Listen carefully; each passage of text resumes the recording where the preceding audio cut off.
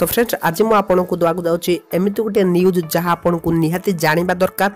तो फ्रेंड्स आज मुझे आपको ए वीडियो कहबी जे एप्रिल 1 ठारू आरंभ होता 10टी नुआ नियम विषय जहाँ आपन को जानिबा निहाती दरकार नहेले आपन पछरे हैरान हो पारती। तेणु जानिबा वीडियो को लास्ट पर देखिए केउ नियम गुड़िक एप्रिल 1 रु लागू हेबो मु आपन को ए वीडियो कहबी। तो चलतु वीडियो डेर न करी स्टार्ट करिया।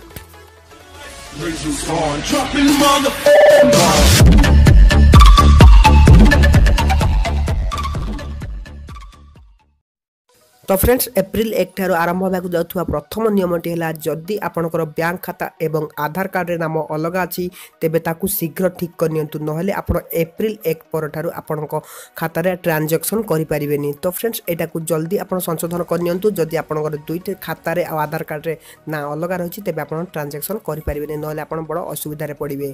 तो फ्रेंड्स द्वितीय नियमटी है एप्रिल 1 ठारू समस्त सार्वजनिक परिवहन जेमिति कि बस टैक्सी रे जीपीएस एवं पैनिक बटन लगाजिबा अनिवार्य। यह परिवहन मंत्रालय ट्वीट करी निजे कहते तेणु यह एप्रिल 1 ठारू एही नियम लागू हो।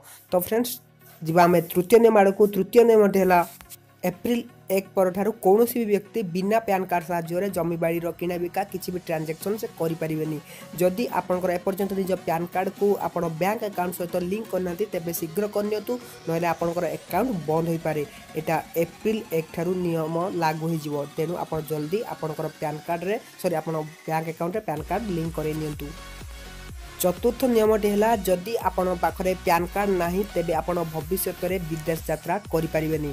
यहाँ 2018 सरकार पैन कार्ड नियम को बहुत बदलाई देछंती तेबे जदि आपण पाखरे पैन कार्ड अच्छी तेबे आपण भविष्य में विदेश यात्रा करें एवं आधार कार्ड पर पैन कार्ड को अधिकांश जगह व्यवहार करा एवं आपण बैंक ट्रांजैक्शन पाई पैन कार्ड अनिवार्य रहिबो। जदि आपण एप्रिल 1 ठारू बैंक खाता खोलिबा को जिबे तेबे आपण आधार कार्ड सहित पैन कार्ड भी दबाकू पड़िबो।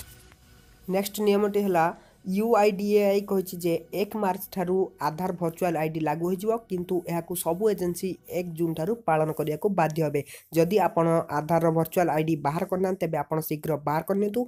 यह किपरि बाहर करिवे आ वर्चुअल आईडी कोन जदि आपण जानिया पई चाहछन तेबे मु या पई गुटे अलगा वीडियो करि देबी। जदि आपण जानिया पई चाहछन तेबे कमेंट बॉक्स रे कमेंट करि जणाइबे ता पई मु गुटे अलगा वीडियो बनेबी कि नाही। तो चलंतु नेक्स्ट नियम जानिबा। नेक्स्ट रूल है 1 एप्रिल पर ठारू टीवी दामी बाइक दामी फोन ब्यूटी जिनस गुड़िक 10% दाम बढ़ी जीवो। तो फ्रेंड्स एटा एप्रिल 1 ठारू लागू हो समस्त दामी टीवी दामी बाइक दामी फोन आ ब्यूटी जिनस आम जहाँ सब व्यवहार कर 10% दाम बढ़ी जीवो। नेक्स्ट सप्तम नियमटी है एप्रिल 1 पर ठारू LTCG टैक्स सबू शेयर बिकिले लागिबो अर्थात 1 एप्रिल पर ठारू कौन भी शेयर बिकिले तार इनकम रे LTCG अर्थात long term capital gain tax देबाकू पड़िबो। एही नियमटी एप्रिल 1 ठारू लागू हो जिवो। नेक्स्ट अष्टम नियमटी है एप्रिल 1 ठारू आधार बेस्ड पेमेंट अनिवार्य हो जिवो। एहाकू बिहार उपमुख्यमंत्री सुशील कुमार मोदी करिसंती। नेक्स्ट नवम नियमटी है एप्रिल 1 2018 ठारू IDFC एवं कैपिटल फास्ट बैंक मर्जिंग होई गोटे बैंक रे परिणत हो जिवे।